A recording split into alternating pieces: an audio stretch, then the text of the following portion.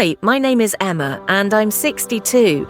Life hasn't turned out the way I thought it would. My husband George died 10 years ago. He was a kind and thoughtful man, but he was always busy with work and had little time for me. After he died, I thought I would live out the rest of my life quietly, busy with gardening, attending family events, and reading in the evenings. That summer, Jack came to visit. Jack was George's grandson, 24 years old, full of an energy that I can't quite describe. He had just spent a lot of time in the city and wanted to spend some time in the country, away from the hustle and bustle of the city. At first, he kept to himself, either walking in the woods or reading on the porch. But slowly, we started talking about everything and anything. He had a way of asking questions that made me feel truly seen for the first time in years. One afternoon, while I was working hard to fix a broken sprinkler in the garden, Jack offered to help. He worked quietly but purposefully, and I couldn't help but notice how different he was from George. George was always busy, while Jack seemed focused and down to earth. As time went on, I found myself looking forward to our conversations. His company brought a sense of ease to the air, a sense of possibility that I hadn't felt in years. I decided to sort out my attic. It was a project I had been putting off for years, too many memories, too much dust. I tied my hair up, picked up some old boxes, and began to sort. Jack appeared in the doorway, his shirt sticking to his skin from the summer heat, and asked, "Do you need help?" A smile played on his lips. Before I could answer, he walked in and lifted a heavy box with the ease of a feather. "Be careful," I said. "That's probably older than both of us combined." He smiled and gently put the box down before saying, "That's good to have me to help." As we worked, we found a box of old photos. I couldn't help but smile and showed him photos of me when I was younger. He studied each one carefully, his eyes thoughtful. "You were beautiful when you were young," he said softly, holding up a photo of me in my 20s. I smiled and waved that it was a long time ago. "That's not important," he said, his eyes lingering on the photo for a moment before meeting mine. There was something in his gaze, something unspeakable but impossible to ignore. The air in the room felt heavy, as if the space between us had shifted. I looked away, focusing on the box in front of me. These old things, they just remind me of a life that felt so far away. Jack leaned in closer, his voice low. "Maybe it doesn't have to feel so far away." I froze, not knowing what to say. His words hung in the air, filled with a weight I didn't know how to bear. "Emma," he said softly, his hand touching mine as I reached for a photo, "you don't have to face this alone. Life doesn't end when someone you love leaves." I looked up at him, my heart racing. There was so much I wanted to say, but the words kept coming back to my lips. Instead, I nodded and let his words sink in. That night, the house was quieter than usual. Jack went out for a walk, leaving me alone with my thoughts. I sat on the porch, a cup of tea in my hands, watching the sun sink below the horizon. My thoughts kept returning to the attic, to how Jack's words had touched me. When he came back, his cheeks were flushed from the night air. He sat across from me, his eyes thoughtful. "Are you okay?" he asked, breaking the silence. I nodded, though I wasn't entirely sure. "Just thinking about what you said, about not facing this alone." Jack leaned forward, his elbows resting on his knees. "I didn't mean to cross the line," he said softly. "I just see you carrying so much, and I know what it feels like." His words caught me off guard. "You too?" He nodded, his face serious. "Losing people changes you, makes you feel like you have to take it all on yourself, but you don't have to, Emma. You don't have to." The sincerity in his voice, almost pleading, made me believe him. For the first time in years, I felt the weight on my shoulders begin to lift, even just a little. We sat for a long time, the silence between us comfortable, almost reassuring. When he finally stood up to leave, he hesitated. "Good night, Emma," he said, his voice soft. "Good night, Jack," I replied, watching him disappear into the house.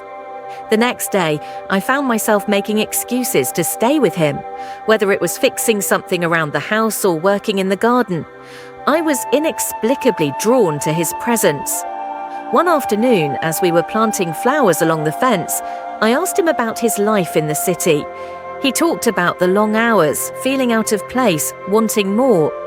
"Is that why you're here?" I asked. He nodded, his hand flicking through the soil. "I guess I'm looking for some clarity, or at least a small piece of it." I smiled, totally understanding. "You've come to the right place." He looked up at me, his eyes searching mine. "Do I have it?" he asked, his voice low. The question hung between us, loaded with meaning that I wasn't ready to face. Instead, I turned back to planting flowers, my hands shaking slightly. As I prepared dinner, I couldn't shake the feeling of something changing between us.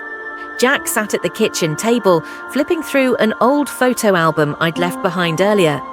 His fingers moved gently across the pages, pausing now and then to study a photo. "Is this your wedding day?"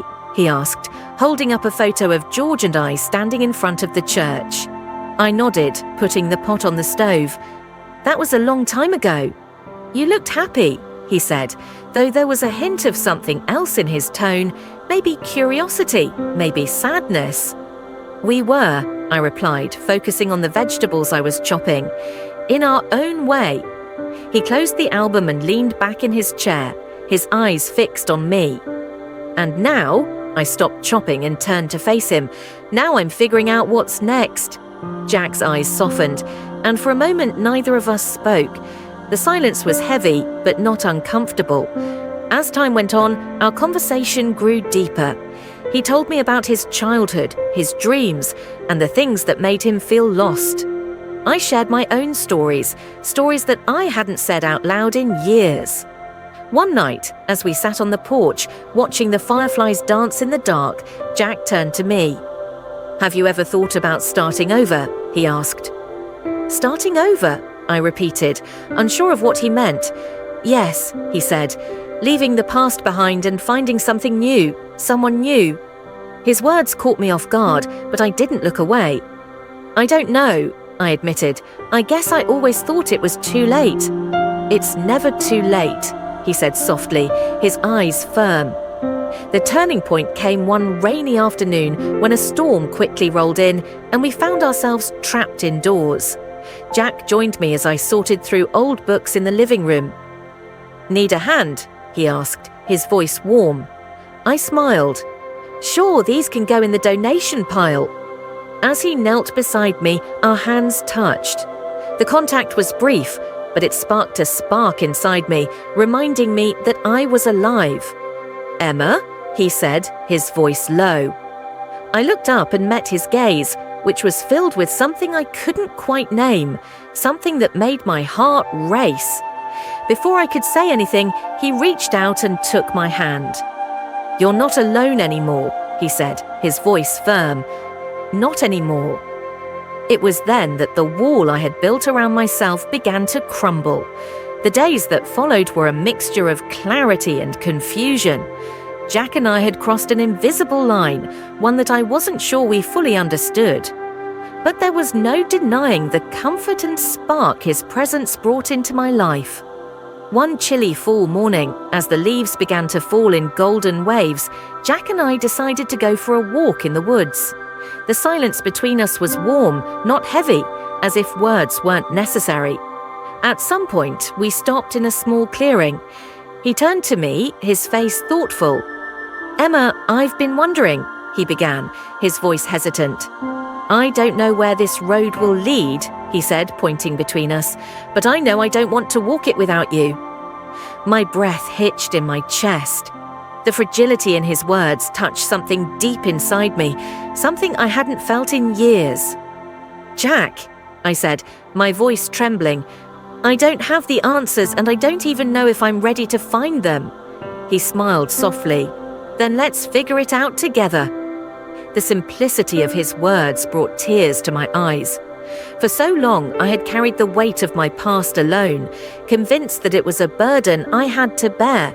But here was Jack, willing to share it with me, without judgment or expectation. As we stood in the clearing, the wind rustling through the trees, I realized one thing. Life doesn't always give us neat endings or perfect endings. Sometimes it just gives us a chance to start over. I reached out and linked my fingers with his, smiling as we did. That evening, as the sun set behind the mountains, we sat on the porch with a blanket draped over our shoulders, the air crisp and the sky tinted with shades of orange and pink. For the first time in years, I felt a sense of peace, a serenity that came from knowing that the road ahead, while uncertain, was not alone. Jack looked at me, his eyes full of warmth. "You know what?" he said. "I think this is a great start." I nodded, hopeful. "I think so." In that moment, surrounded by the beauty of the world and the promise of tomorrow, I allowed myself to believe it. The past was still a part of me, but it no longer defined me. As for the future, that was for us to write.